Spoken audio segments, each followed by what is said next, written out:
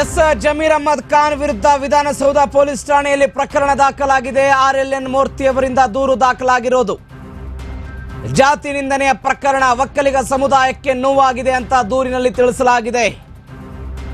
ಒಕ್ಕಲಿಗ ಸಮುದಾಯದ ಜನರಿಗೆ ನೋವಾಗಿದೆ ಅಂತ ಅದರಲ್ಲಿ ಉಲ್ಲೇಖಿಸಲಾಗಿದೆ.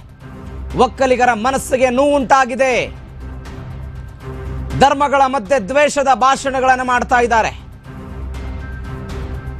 ಕುಮಾರಸ್ವಾಮಿ ಅವರನ್ನ ಕರಿಯೆ ಎಂಬ ಜನಾಂಗೀಯ ನಿಂದನೆಯ ಪದವನ್ನು ಬಳಸಿ ಕರೆದಿದ್ದಾರೆ.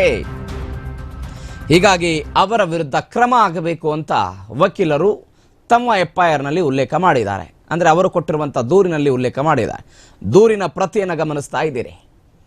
ದೃಶ್ಯದಲ್ಲಿ ನೀವು ಗಮನಿಸ್ತಾ ಇದ್ದೀರಿ. ಜಮೀರ್ ಅಹ್ಮದ್ ಖಾನ್ 2 ದಿನಗಳ ಹಿಂದೆ ಚನ್ನಪಟ್ಟಣದಲ್ಲಿ ಉಪಚುನಾವಣೆಯ ಪ್ರಚಾರದಲ್ಲಿದ್ದರು.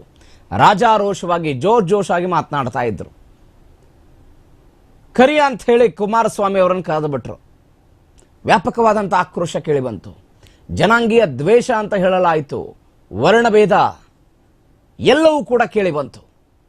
JDS ಒಂದು ಲೆಕ್ಕಕ್ಕೆ ಜಮೀರ್ ಅಹ್ಮದ್ ಖಾನ್ ಸಚಿವ ಸ್ಥಾನದಲ್ಲಿ ಇರೋದಕ್ಕೆ ಸೂಕ್ತವಿಲ್ಲ, ಅವರು ರಾಜೀನಾಮೆ ಕೊಡಬೇಕು ಎನ್ನುವಂಥ ಆಗ್ರಹಗಳು ಕೇಳಿ ಬಂತು. ಅದನ್ನು ಕಾಂಗ್ರೆಸ್ ಸಮರ್ಥನೆ ಮಾಡಿಕೊಳ್ತು. ಏನಂತ? ಅವರವರು ಫ್ರೆಂಡ್ಸ್ ಆಗಿದ್ರು, ಹೀಗಾಗಿ ಪ್ರಿನ್ಸಿಪಲ್ ಕರೆದು ಬಿಟ್ಟಿದ್ದಾರೆ ಅಂತ ಕಾಂಗ್ರೆಸ್ನ ಸಮರ್ಥನೆ ಇದು. ನಿನ್ನೆ ಇವತ್ತು ಇದೇ ವಿಚಾರಕ್ಕೆ ಸಂಬಂಧಪಟ್ಟಂತೆ RLN ಮೂರ್ತಿ ಒಂದು ದೂರನ್ನ ದಾಖಲು ಮಾಡಿದ್ದಾರೆ ವಿಧಾನಸೌಧ ಠಾಣೆಯಲ್ಲಿ.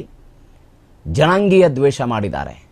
ಕೇವಲ ಕುಮಾರಸ್ವಾಮಿ ಅವರನ್ನ ಇವರು ಕರಿಯ ಅಂತ ಕರೆದಿರ್ಬೋದು. ಅವರು ನಮ್ಮ ಸಮುದಾಯದ ನಾಯಕ, ಒಕ್ಕಲಿಗ ಸಮುದಾಯದ ನಾಯಕ, ರಾಜ್ಯದ ಮುಖ್ಯಮಂತ್ರಿ ಆಗಿದ್ದವರು, ಕೇಂದ್ರದ ಸಚಿವರಾಗಿದ್ದಾರೆ.